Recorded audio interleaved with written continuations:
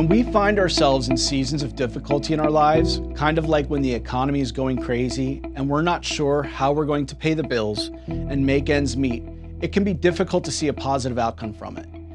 In fact, often in those seasons of trial and difficulty, we're not even thinking about how this is all going to work out in the end, that God intends to bring good out of it.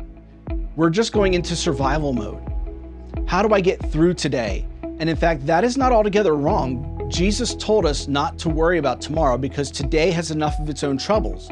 But the instructions he gave us not to worry wasn't to say that we shouldn't plan or think or dream about tomorrow. We can, and I believe we think we should, think about tomorrow through eyes of faith and leave the concerns of it in God's hands. Daniel 3:26 and 27 says, "So Shadrach, Meshach, and Abednego came out of the fire, and the satraps, prefects, governors, and royal advisors crowded around them.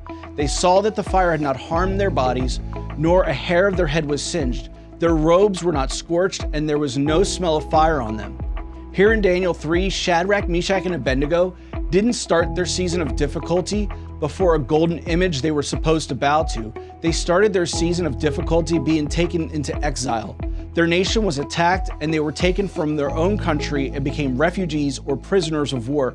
They were plunged into areas in this new nation to serve in political systems to benefit the country, not their own. They were thrust into a season where their lives were turned upside down.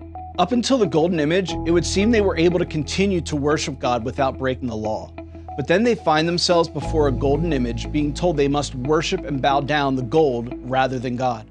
No matter what season of difficulty may look like for you, know that God has a plan for the outcome that will bring Him glory.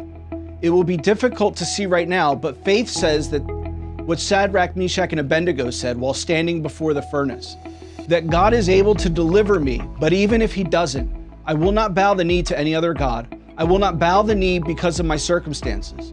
Whether my desired outcome lines up with God's desired outcome or not, I will stand firm that God has His hand on me. He is faithful and works all things for the good. This response is where breakthrough can happen.